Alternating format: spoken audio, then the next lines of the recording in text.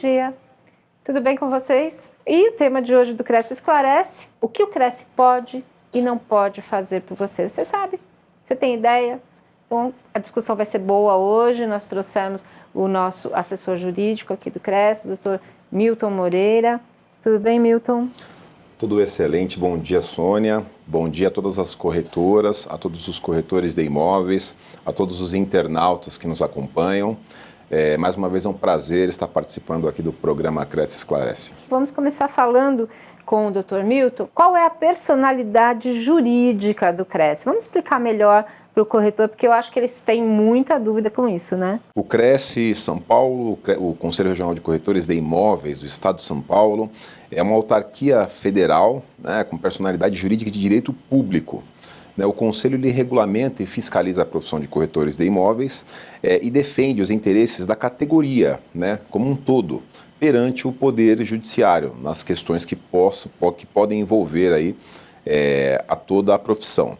Mas, principalmente, ele atua em defesa da sociedade, né? Atua em defesa da sociedade contra os maus profissionais, contra aqueles que, porventura, realizarem alguma conduta, alguma falta ética ao nosso Código de Ética Profissional.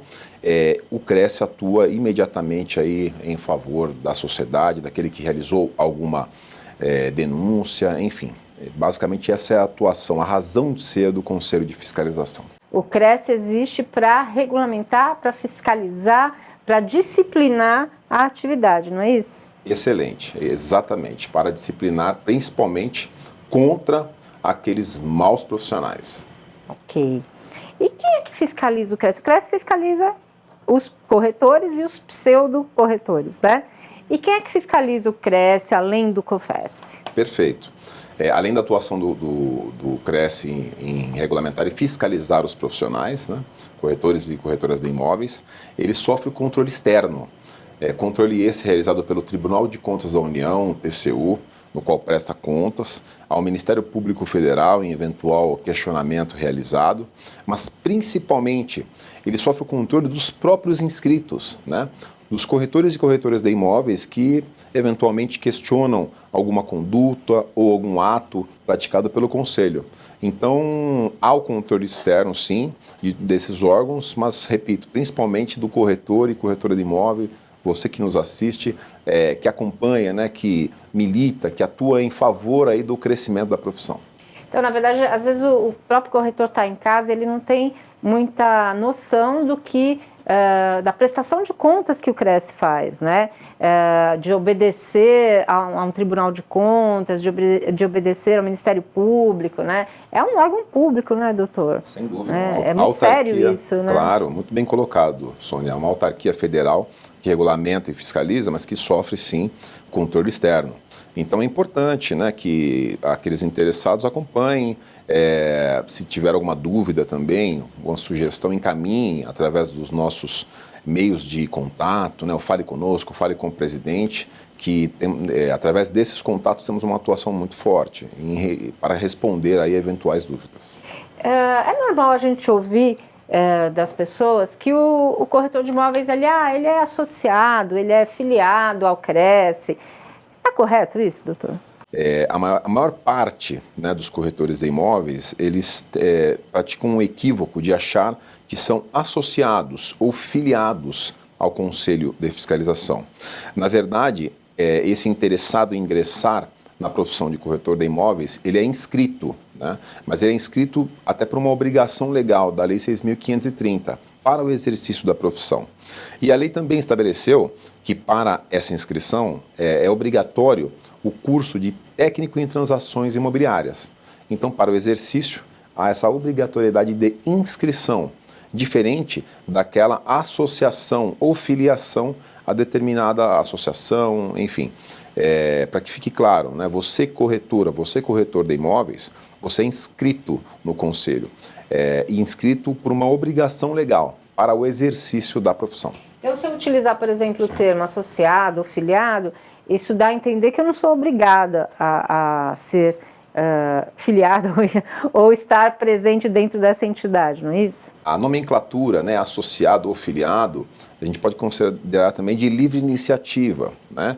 E ao contrário do inscrito, que o corretor ou corretora eles são obrigados a serem, até por força da Lei Federal 6.530, para que possam exercer a profissão de corretor de imóveis. E uma coisa também que precisa ficar clara, né, doutor, é porque, na verdade, essa obrigação não é apenas do corretor de imóveis, mas de todas as profissões que são regulamentadas, né?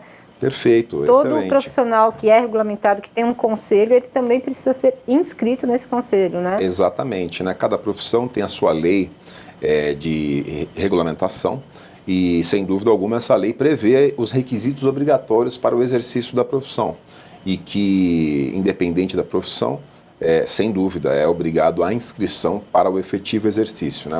O exercício legal da profissão. Existe uma coisa muito peculiar, né, quando a gente trata do que o CRES pode, o que o CRES não pode fazer, o que a lei permite que o CRES faça pelos corretores. A gente costuma ouvir alguns colegas, quando vêm nos procurar aqui no CRES, pedindo o auxílio de um advogado, uma parte jurídica, uma orientação jurídica com relação a uma demanda que eles tenham. Isso acontece e aí o CRES informa esse colega que ele não pode prestar esse tipo de serviço.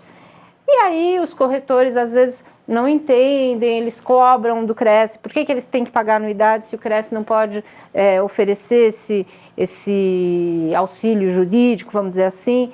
Então, vamos explicar direitinho para o corretor que tem essa dúvida, por que o CRES não pode oferecer esse auxílio, essa assistência jurídica? Através dos corretores e corretoras de imóveis, só para melhor esclarecer, o CRES não tem a atribuição de fornecer uma assessoria jurídica àquele inscrito, né, uma assessoria jurídica individual para defender os interesses daquele corretor de imóveis. Até porque as discussões judiciais elas podem ter interpretações distintas e talvez ir em desencontro até ao entendimento do CRES. Então é importante que o corretor ou corretora ele tenha um advogado de sua confiança, né? E com esse advogado ele possa desenvolver a sua tese, né, específica para aquele processo judicial. Diferente de um processo judicial onde envolve o interesse da categoria de todos, né, os corretores de imóveis em atuação aí perante a sociedade. Um exemplo que eu poderia trazer de atuação do Conselho do CRES São Paulo, do Conselho de Fiscalização, seria a atuação como amicus curiae em algum processo, em alguma demanda que possa atingir a todos os corretores de imóveis. Um exemplo clássico foi o recurso repetitivo no STJ, onde o ministro Paulo de Tarso Sanseverino, ele chamou para o julgamento em relação aos honorários de corretagem, né? Onde o nosso presidente José Augusto Viana Neto esteve lá no STJ, realizou a sustentação oral na audiência pública para melhor esclarecer aos ministros, né? Para clarear os reais acontecimentos no momento da intermediação imobiliária, naquele caso concreto, em lançamentos imobiliários. Então, o nosso presidente foi muito feliz, foi muito técnico em relação ao cotidiano, em relação ao exercício efetivo do corretor de imóveis, o que pôde clarear as ideias, né, e trazer com mais tranquilidade a informação aos ministros e que ao final entenderam pela possibilidade, desde que dada a devida publicidade, do desmembramento dos honorários de corretagem. Então, nesse aspecto, né, nesse tipo de demanda, o CRES pode sim atuar como amicus curiae, em benefício de toda a categoria. Então, enfim, em resumo, individualmente, o CRES não tem esta atuação, né, mas em benefício do todo, de toda a categoria, aí sim poderia atuar judicialmente em favor. Quer dizer, ele não pode dar um privilégio específico, né, privilegiar um único corretor, né, mas o CRES fala em nome da categoria. Exatamente. Né, é o órgão representativo. Né? Perfeito, exatamente. Tá joia. E o CRES cobra anuidade. Se não cobrar, a quem cabe essa responsabilidade? E por quê, doutor? Um outro excelente questionamento. O Cresce, ele não cobra anuidade, né? A anuidade, como um tributo, ela é obrigatória para o exercício da profissão. Não é o Cresce quem cobra. É a própria Lei 6.530 que estabelece, né, a obrigação do pagamento da anuidade para efetivo exercício da profissão. Agora, anuidade como um tributo, né, para fiscal fixada por lei federal, ela, se porventura, né, esse inscrito estiver inadimplente, aí sim é realizada a cobrança através de uma execução fiscal, né? Existem várias formas, vários meios até desse inscrito, se porventura estiver inadimplente, propor, né, uma tentativa e requerer uma audiência de conciliação para que possa compor aí um possível acordo, mas nesse momento sim, da inadimplência existe a atuação do Cresce em relação à cobrança. E por que existe essa obrigatoriedade? Porque se porventura, né, não realizá-la, a diretoria poderá responder por improbidade administrativa, por não realizar uma obrigação legal da cobrança da anuidade inadimplente. Então, pelo fato da anuidade ser considerada um tributo? Exatamente. Então é bom que fique claro, né? O Cresce não cobra anuidade. Ele é um inscrito que tem a obrigação legal, né, desse pagamento, né, considerando ser um tributo. Agora, se houver o inadimplemento, se porventura não houver o pagamento, aí sim existe a necessidade e a obrigatoriedade legal da cobrança, sob pena da diretoria responder por improbidade administrativa. Quer dizer, às vezes a gente tem uma visão errada desse assunto, né? A gente acha que o Cresce cobra e que o dinheiro é usado em benefício, enfim, benefício que não reflita para a categoria, né? E é totalmente errado isso, né? Tudo que é arrecadado pelo Cresce, vamos dizer assim, ele é em benefício do próprio corretor. O valor arrecadado da anuidade é destinado, sim, em benefício do exercício da profissão, da regulamentação, da fiscalização, principalmente da fiscalização daqueles pseudocorretores, contra aqueles pseudocorretores, contra os maus profissionais. Todo esse recurso, né, destinado aí à regulamentação e à fiscalização é muito bem utilizado para que cada vez mais a profissão tenha aí o êxito e o reconhecimento perante a sociedade. Perfeito, doutor. E quem é que fixa o valor da anuidade? Ela é fixada por lei federal, né? É importante que fique claro isso, né? O valor da anuidade é fixada por uma lei federal. O reajuste dessa anuidade também é fixado pela lei federal através de um índice oficial, né, que é o IPCA. Então, ela é fixada por uma lei federal e reajustada pelo IPCA, que também é um índice oficial, né, do governo federal. Uhum. E existe algum momento em que o corretor de imóveis ele passa a ser isento da anuidade? A isenção da anuidade ela é devida a todo corretor, a toda corretora de imóveis que tiver 20 anos de contribuição. 20 anos de contribuição e também 70 anos de idade. Então, lembrando que esses 20 anos são 20 anos de contribuição e sem dúvida, o corretor esteja regular. E também 20 anos ininterruptos, né? Porque às vezes isso pode gerar uma certa dúvida. O corretor, ele ficou 5 anos inscrito, aí pediu o cancelamento, realizou o cancelamento a pedido, e aí ficou 5 anos afastado, depois voltou ao exercício da profissão. Então, para que fique claro, 20 anos de contribuição regular, ininterruptos e também 70 anos de idade.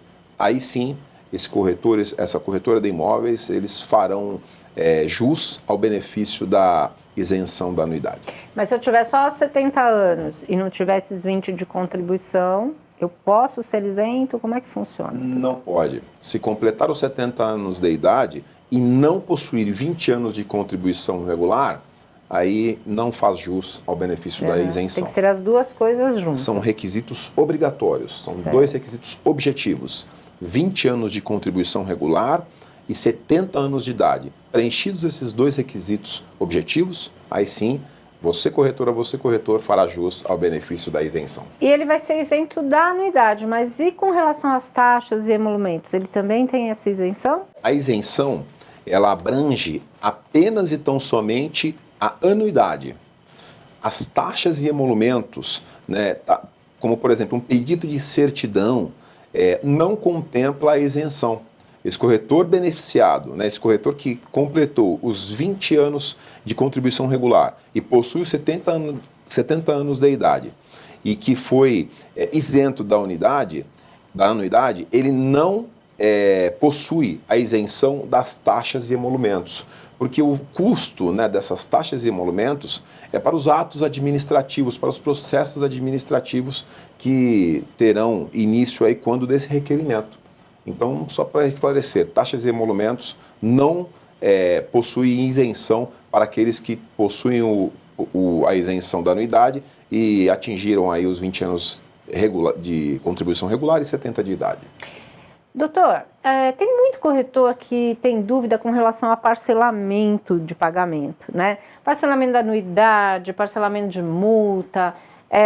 Vamos explicar direitinho, porque cada corretor é um caso, né? Às vezes o corretor está com algum problema, está com uma inadimplência aqui com relação à sua anuidade ou à multa, enfim. E cada caso eu sei que precisa ser estudado separadamente, né? Mas como é que funciona no geral em termos de parcelamento, em termos do corretor poder resolver a vida financeira dele perante o CRES? O corretor ou corretora de imóveis que pretender um parcelamento, ele deverá observar uma resolução COFECE, né, no qual estipula que o valor máximo para cada parcela seja de 25% do valor da anuidade. Então, dependendo do débito, né, em um caso concreto que o corretor ou corretora possuir, ele poderá realizar esse parcelamento com uma parcela de no mínimo 25% da anuidade. Isso até por força da própria resolução. O Conselho Regional, né, no caso o CRES São Paulo, não possui autonomia para o parcelamento do valor que o corretor pretender.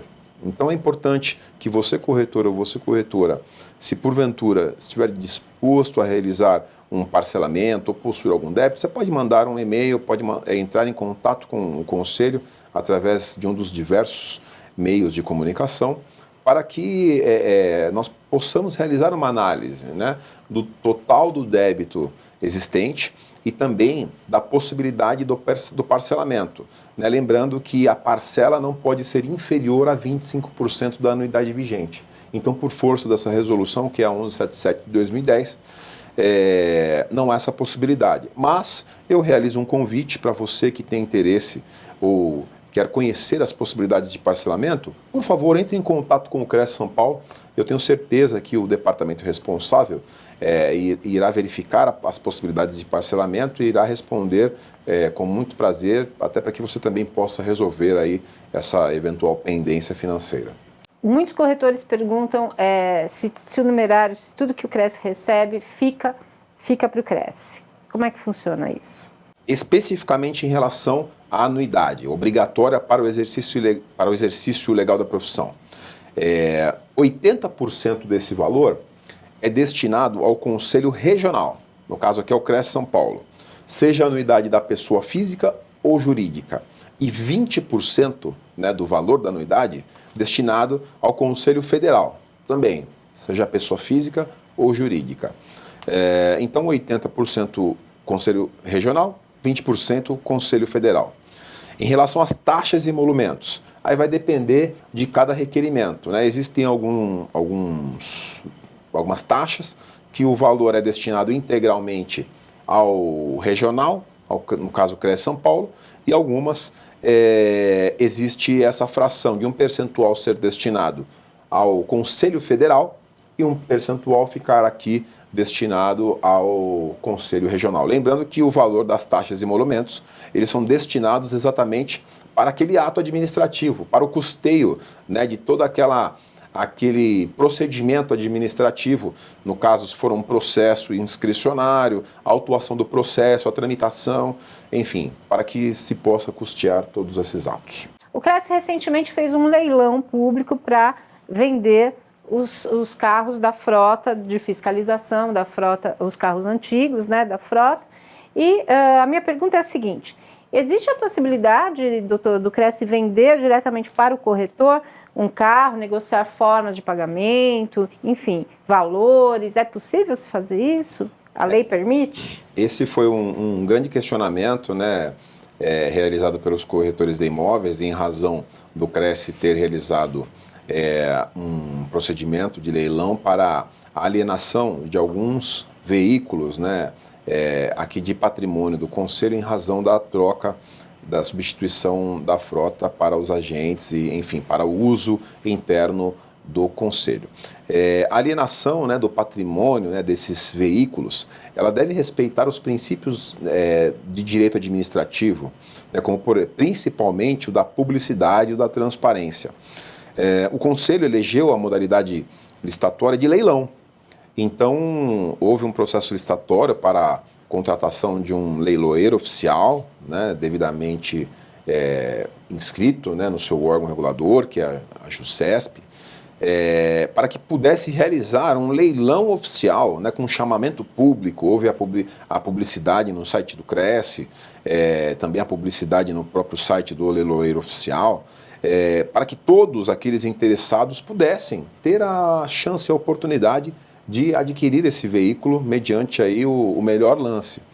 É importante frisar que o corretor de imóveis, em que pese seja inscrito no Conselho, não possui essa prerrogativa, né, essa benesse de ter aí a exclusividade da aquisição desse bem, né? O CRES, por força de lei, até por ser uma autarquia federal, se obriga aí a realizar um leilão para que possa realizar uma oferta pública, dar publicidade desse ato e dar a oportunidade de todos aqueles interessados, todos da sociedade, participarem aí da aquisição. Então, por esse motivo, que não há possibilidade de oferecer exclusivamente e com benefícios de parcelamento, enfim, aos inscritos, aos corretores de imóveis, mas sim mediante aí um processo de leilão, um processo público, para que haja transparência, para que haja publicidade, principalmente desse ato administrativo praticado pelo Conselho Regional. E principalmente para que todo mundo tenha a chance de participar de maneira igualitária, né? Sem dúvida alguma, principalmente por esse motivo, né? Todos têm que ter a mesma oportunidade de maneira igualitária, tendo aí a chance da aquisição desse patrimônio, desse veículo. Doutor, eu estou recebendo aqui uma mensagem do seu Gilberto Ioga. Ele está nos informando que a taxa que é repassada ao COFES, o percentual é de 44%? Exatamente. Existe uma diferença de percentual em relação à unidade. O percentual, sem dúvida, é 44%. E lembrando, há uma diferença em relação aí às taxas e emolumentos, né? Existem taxas que não há essa diferenciação, o valor é integralmente destinado aqui ao regional para custeio daquele ato administrativo, para custeio daquele processo administrativo. Então, esse é o motivo da cobrança e também do destino aí desse numerário. O assunto de hoje, ele ficou voltado mais para a parte financeira até, né, anuidades, enfim. Mas eu queria que a gente, nosso tempo está se esgotando, mas eu queria que antes da gente terminar o nosso programa, a gente falasse um pouquinho, Milton, do que o CRES tem feito em benefício do corretor, né? Porque muito se tem feito e às vezes o corretor não tem essa ciência, né? Eu digo isso por conta até do novo curso de perito, da parceria com o Google. Eu queria que você falasse um pouquinho desses benefícios que o corretor tem à sua disposição e que ele às vezes nem se deu conta ainda, e que é importante que a gente esteja memorizando e lembrando isso para ele. Em relação às atuações da diretoria, né, do conselho, esse curso de perito que você lembrou, Sônia, sem dúvida alguma foi um sucesso. Nós temos muitos inscritos, muitos interessados aí em realizar o curso. É um curso através de ensino à distância, né, EAD, que foi realizado, foi feito com muito carinho, muita dedicação, muito entusiasmo, para que o corretor tivesse mais essa formação, mais esse conhecimento, né? Conhecimento não tem preço. Então, me parece que as inscrições estão abertas. Eu peço que vocês verifiquem. Não, acredito que já encerraram, já encerraram. Porque nós tivemos nessa segunda turma mais de 10 mil corretores do país todo interessados que em estão realizar. interessados em realizar então, e já estão acompanhando a segunda turma. Uma informação né? aí privilegiada. Infelizmente, por hora estão encerradas as inscrições, mas eu peço que vocês acompanhem no site, nos e-mails, né, que recebem aí do regional, do CRES São Paulo, para que, tendo a oportunidade, realizem esse curso. É um braço, né, é uma opção de atuação do corretor de imóveis muito interessante e muito promissora também. Porque você, com essa qualificação, com esse conhecimento, podendo exercer aí uma perícia judicial, né, podendo realizar uma avaliação mais técnica, sem dúvida vai abrir as suas portas profissionais e também a sua possibilidade de trabalho. Então é, sem dúvida, uma grande oportunidade. Também dentro da atuação da diretoria em relação aos convênios, né, para avaliação mercadológica com os órgãos públicos, né? Estamos trabalhando com muito entusiasmo também para que você, corretora, você, corretor, tenha a oportunidade de realizar avaliações imobiliárias, né, através da nossa portaria 7033, que regulamenta o grupo de avaliações mercadológicas e perícias, oportunizando aí a experiência, né, a troca de informação, o estudo para todos aqueles interessados em se qualificar. Então, mais uma vez lembrando, né, o trabalho que realizamos ao Tribunal Regional do Trabalho, que foram 33 avaliações mercadológicas para diversos fóruns e unidades administrativas do Tribunal. Houve um evento, inclusive, lá no TRT, realizado pelo próprio presidente do Tribunal, doutor desembargador Wilson Fernandes, em benefício do corretor que atuou, que realizou aí essa avaliação de maneira voluntária. Foi aberta a inscrição para o primeiro curso de conciliador, né, que será realizado aqui nas dependências do Cresce, e trago já a informação para os senhores que foi um sucesso, né? Nós confessamos que não esperávamos esse grande número de interessados, né? Peço também um pouco de paciência, a diretoria está trabalhando com muito afinco, principalmente o nosso presidente José Augusto Viana Neto, para que tenhamos a oportunidade de novas turmas, né, para que esses interessados tenham aí a chance de realizar esse curso de conciliador e mediador. Estamos também já nos momentos finais para a inauguração do Sejusc, aqui mediante o convênio com o Tribunal de Justiça, o Sejusc TJSP, CRESSE-SP, e aí sim esses interessados poderão atuar, né, nesse Centro de Conciliação e Solução de Conflitos. Então, muito bem lembrado pelo senhor Gilberto, peço um pouquinho de paciência a todos aqueles interessados que não puderam comparecer, né, e realizar a inscrição, porque eram somente 32, mas eu tenho certeza que em breve teremos novas turmas aí para que você possa fazer a sua inscrição, realizar o curso, não só atuar no Sejusc, mas principalmente utilizar dessas técnicas de conciliação, de mediação em suas intermediações imobiliárias, né? Proporcionando sim o êxito aí da intermediação entre um comprador e um vendedor, ou um locador ou um locatário,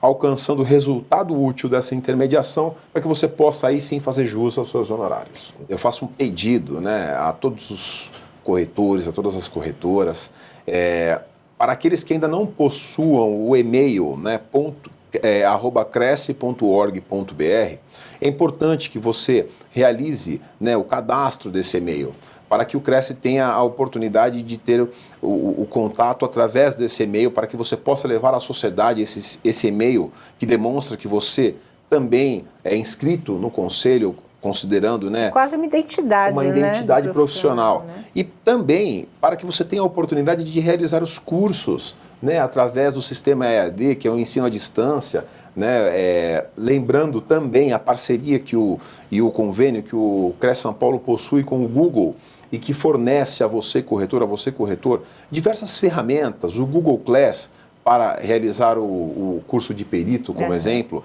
o Google Drive, no qual você pode encaminhar documentos. Então, são várias ferramentas que você tem à sua disposição e o mais interessante, de forma gratuita. Isso é o principal, né, doutor? Exatamente. Eu me recordo que, acho que essa semana, conversei com um corretor a respeito da efetiva utilização desse recurso. Ele estava em uma intermediação e tinha salvo o seu documento, o seu contrato, né, o instrumento de promessa de compra e venda. E ele estava realizando essa intermediação e fez uma visita ao interessado, no qual o interessado precisava fazer uma alteração nesse instrumento, porque tinha ali um problema, me parece que na qualificação. Imediatamente ele acessou a internet, acessou ali o seu e-mail, né, o Google, e o documento estava salvo através dessa ferramenta. Ele realizou a alteração, encaminhou novamente e conseguiu solucionar aí um problema que talvez ele tivesse que retornar ao seu escritório ou ao seu ambiente de trabalho para poder fazer a alteração. Não, ele estava com o documento ali à sua disposição, salvo, e tendo acesso à internet, pôde realizar imediatamente essa alteração. Então são benefícios, são recursos, ferramentas muito úteis para você, corretor, você, corretora, que está ali, né, no exercício da profissão, que está a campo. Eu tenho certeza que poderá utilizar e serão muito felizes e terão muito êxito aí no resultado. Com certeza, né? O que a gente quer é facilitar o dia a dia do nosso inscrito e que ele tenha muito sucesso nas intermediações. Muito obrigada por vocês estarem com a gente hoje. Vou deixar aqui a palavra final ao Dr. Milton, já agradecendo vocês e esperando a companhia de vocês para a semana que vem. Mais uma vez, Sônia, eu registro aqui meu agradecimento a você, que sempre é muito simpático em nos receber. Obrigada. Aqui no programa Cresce Esclarece. Um forte abraço ao nosso mentor, Sr. Gilberto Iog, também, que nos proporciona muito aprendizado, sempre trocando ideias e formas, né, métodos de valorização da profissão de corretor de imóveis, para que a gente possa sempre estar evoluindo. Solicito, né, requeiro que você, corretora, você, corretor, que tiver alguma dúvida ou alguma sugestão ou quiser algum esclarecimento, para que entre em contato através dos nossos canais, né, de relacionamento, no Fale Conosco, Fale com o Presidente. Estamos aqui às ordens para qualquer dúvida e até mesmo para críticas, né, porque são as críticas que nos fazem evoluir. Então, estamos aqui à disposição para qualquer tipo de esclarecimento. Desejo um excelente fim de semana e bons negócios, boas intermediações. É isso aí, gente. Semana que vem tem mais. Foi um prazer estar com vocês. Até sexta.